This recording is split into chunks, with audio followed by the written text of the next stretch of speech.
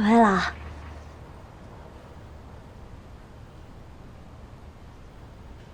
三公主是担心韩某与玄虎勾结，互通信件。我说是竹筒先动的手，你能信吗？三公主说笑了。不跟你玩了，我今天是来办正事儿，你把眼睛闭上。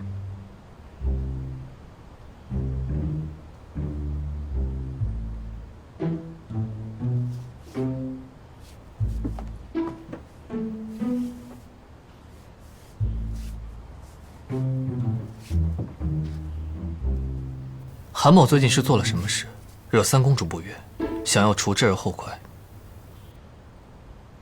不是，不是你想那样。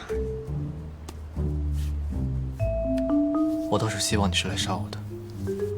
你说什么？我现在无心与你玩闹。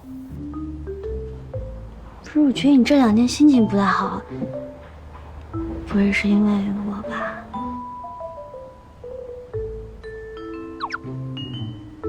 不是。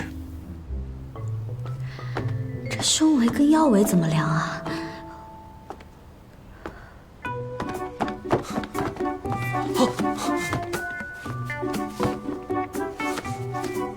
我想着要杀他，他却天真无邪，对我投怀送抱。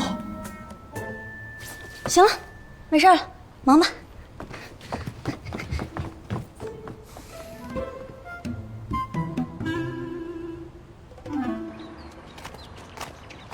我们家三公主啊，看过你们家送过来的布料，特别喜欢，下次还用你们家的啊。小的这次前来还带了一些别的东西。前几日您在我们铺子上定制了1枚火驱竹筒，我们掌柜的说了，三公主哪做过这么小的生意啊，所以就做了500个。这余下的499枚竹筒呢，都是我们东家的一点心意，还请三公主笑纳。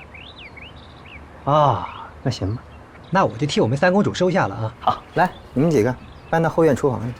告辞了。好，哎，轻点去。